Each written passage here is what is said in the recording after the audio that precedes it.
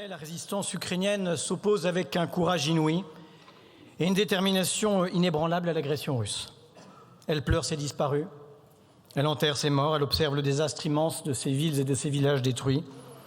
Elle ravale ses larmes et elle reprend inlassablement les armes parce qu'elle sait sa cause juste et qu'elle n'a d'autre choix pour vivre libre que la victoire. C'est au peuple ukrainien que je voudrais dire ici notre reconnaissance et adresser nos premiers mots. Frères ukrainiens, sœurs ukrainiennes, vous n'êtes pas seuls et la France se tiendra toujours aux côtés des peuples libres. Depuis le premier jour de l'invasion de l'Ukraine, nous savons que cette guerre est aussi la nôtre, qu'elle est une guerre en Europe et contre l'Europe, une guerre contre la liberté, contre la démocratie, contre le droit, contre l'ordre international, contre l'Union européenne, vers laquelle les révolutionnaires de Maïdan tournaient déjà leurs espoirs. C'est une guerre militaire par nature, mais idéologique par destination. Bien sûr, il y aura probablement encore, jusque dans cet hémicycle, des voix pour me contredire, des faux pacifistes prêts à une fausse paix et cherchant à l'agresseur russe des fausses excuses. Ils étaient les vrais complices de Poutine hier, ils sont aujourd'hui ceux de Trump. Les socialistes, pour leur part, ne seront jamais de cela. Les vrais pacifistes savent que la guerre, toujours détestable, est parfois inévitable lorsque la démocratie et la liberté cèdent à l'ivresse nationaliste et aux dictatures. Le pacifisme le plus exigeant, celui de Jaurès, ne tolère ni la servitude, ni la soumission. Depuis 2022, pas une voix socialiste n'a manqué au soutien de la résistance ukrainienne, au rétablissement de la souveraineté de l'Ukraine dans les frontières de 1991, aux sanctions les plus fortes contre la Russie, à la demande d'adhésion à l'Union européenne, à l'effort de guerre et à l'envoi des armes nécessaires à sa victoire. Et c'est avec la même force et la même exigence que nous disons aujourd'hui au gouvernement qu'il ne trouvera dans nos rangs que des soutiens déterminés aux initiatives qu'il voudra bien prendre pour défendre l'Ukraine et avec elle l'avenir de la paix en Europe. Mes chers collègues, chacun le sait, chacun le sent, la rencontre du président Zelensky dans le bureau ovale était une embuscade. Et nous sommes tombés avec lui dans l'embuscade de cet imprévisible qu'est l'histoire. Nous la redoutions, la voici qui vient. Un mois aura suffi pour précipiter le monde tel que nous l'avons connu depuis la Seconde Guerre mondiale hors de son orbite. Nous pensions la démocratie libérale menacée à ses marges, la voici qui s'effondre en son centre. Tout dans les mots. Dans les actes du président Trump, dit aujourd'hui la trahison des valeurs, la trahison de la justice, la trahison du droit, la trahison des engagements et de la parole donnée, la trahison des alliances. Jamais, depuis la création des Nations Unies, nous n'avons vu les États-Unis prendre parti contre ses alliés européens, en s'alliant avec les Russes et les Nord-Coréens. L'Amérique du président Trump n'est plus notre allié. Sous nos yeux se réveillent les démons du passé. Sous nos yeux, Yalta et Munich se donnent la main.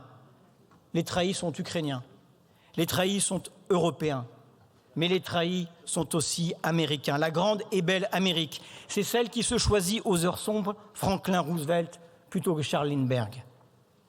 En quelques jours, tout a changé et l'heure des décisions brutales et lourdes est là. Le monde tel que nous l'avons connu a brutalement changé sous nos yeux.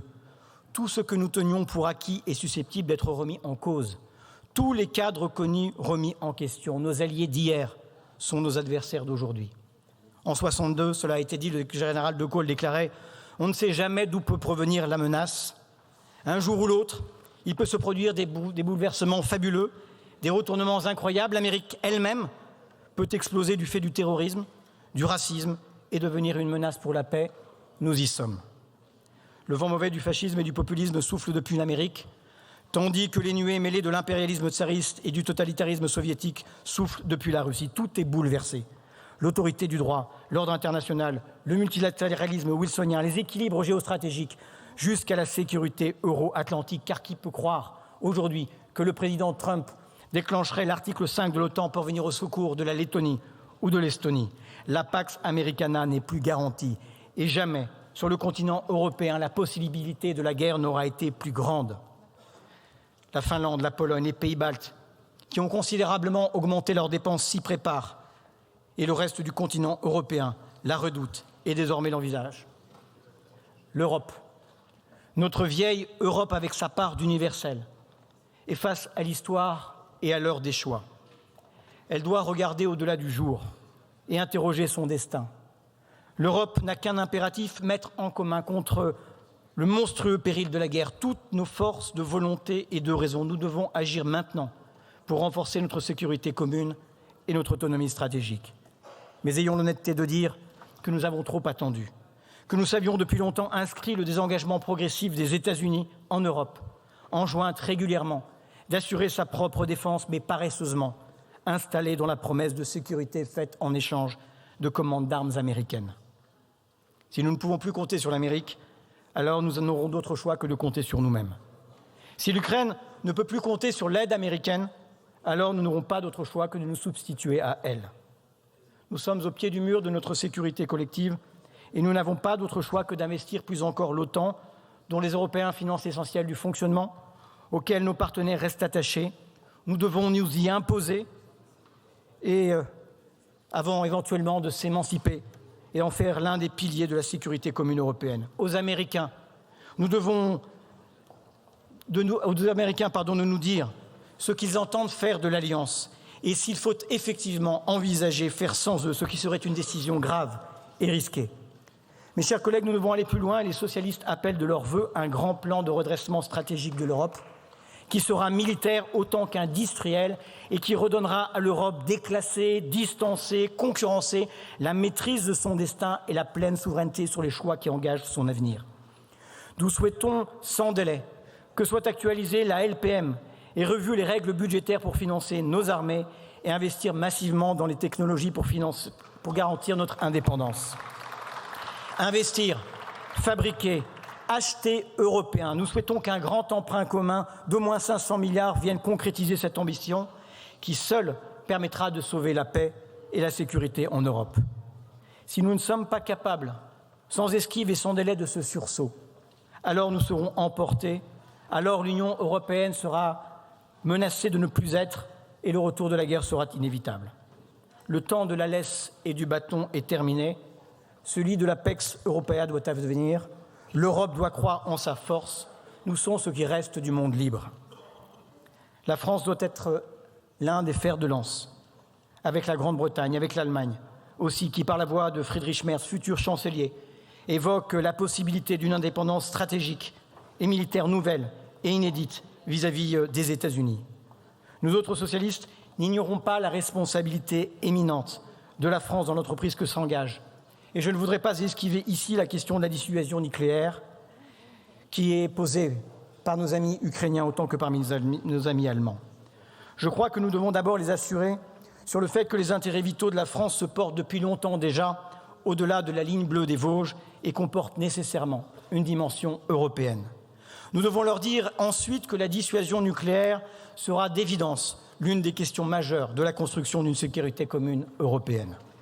Mais l'urgence, c'est de venir au soutien de l'Ukraine, de l'armer encore, de rester à ses côtés aussi longtemps que nécessaire. Et pour nous socialistes, il faut aller plus vite, plus loin, livrer des armes, encore des armes, sauver les infrastructures, des avions, de la défense aérienne. Renforçons aussi la police aérienne, la sentinelle balte et les frontières de l'Union européenne. C'est une façon de dire aux autocrates qui ne connaissent que la force, notre détermination.